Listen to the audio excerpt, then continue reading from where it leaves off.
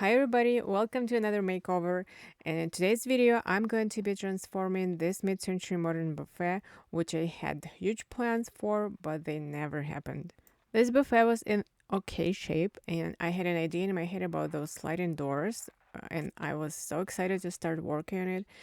And the top was the reason why I picked this buffet from Facebook Marketplace. I was so excited about it, but it is a plastic laminate, and the whole piece actually made out of plywood or chipboard.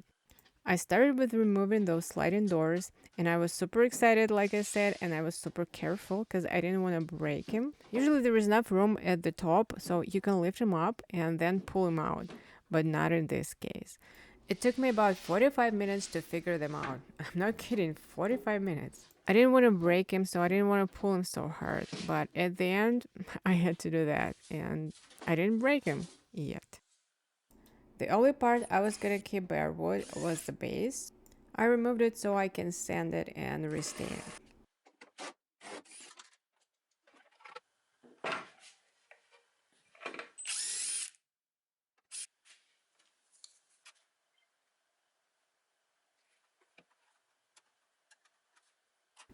The top was missing edge banding on one side. I used wood glue and I taped this little piece back to the top.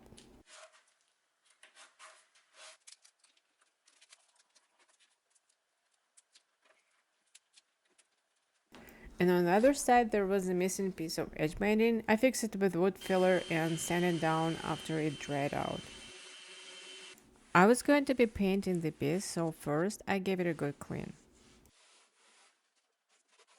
An inside finish was peeling and needed more than just a scuff sanding, so I started with 120, then used 180 and finished with 220 grit sandpaper. And then I scuff sanded the sides and the top of the buffet with 180 grit sandpaper.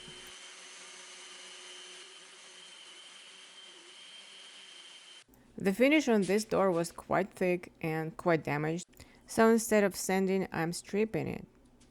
I said it before and I'm gonna say it again. I love this Eco Stripper because it starts working right away. You don't have to wait like half an hour or 1 hour. It works as good as a chemical stripper. So if you see it in your local store, just grab it, just give it a try. And no, I'm not sponsored by this company.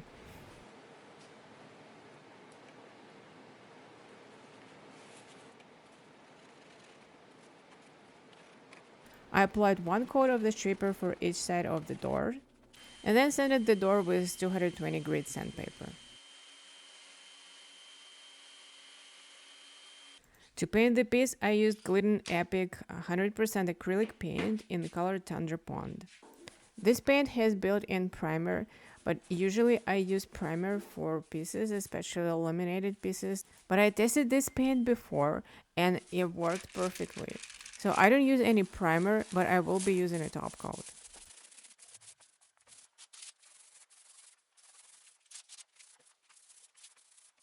While the paint was drying, I sanded down the base. For the stain, I used Minwax gel stain in the color Golden Pecan, and I absolutely love this color. I love how the base turned out, and now it's one of my favorite colors of the stain. Sorry, there is missing footage of me wiping off an excess of the stain, but you will see the color of the base at the end of the video, I promise. And there's actually more than one missing footage. I don't know how come, probably I didn't press the record button hard enough. I'm sorry about that, and I really wanted to show you this transformation. So I'll explain everything. Like right now, I'm trying to get rid of this glass doors holder. And why? It's because I messed up with the glass. So here's the story. I wanted to do the drawing on the glass doors and I ordered the special glass paint and I actually painted the glass, but I expected the glass paint acting a little bit different. I expected it to be a self-leveled, but it wasn't. And at the end, the glass looked like it was painted by 5 years old. So I decided to spray on the top with a frosted glass spray, but first I had to bake the glass in the oven. And while it was in the oven, one of the doors cracked, like big time cracked. Like it was all over my oven. So that is why I had to be creative and I had to come up with the other solution. After I was done destroying the piece, I decided if I can't draw on the glass doors, I can draw on the backboard.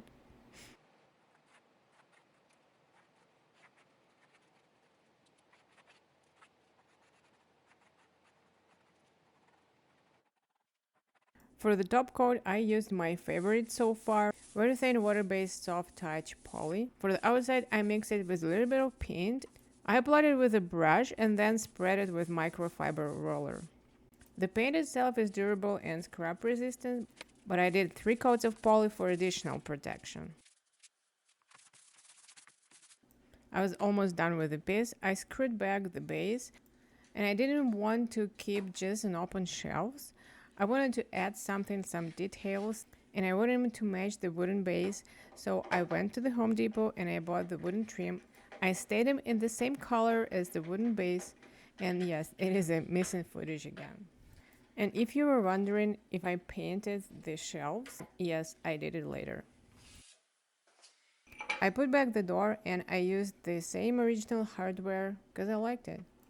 I added the gold paint into those grooves on the door and shaded the handle with the same paint. And on this footage you can see the trims I was talking about, but mostly you can see my head though. But anyways, there is a trims. And for even more protection, I waxed the whole piece with a bee wax. It wasn't necessarily, but I started with waxing the base, then I waxed the trims, and then I couldn't stop myself. And of course later I buffed everything with a microfiber cloth. And now let me remind you how this piece looked before, and here is how it looks now.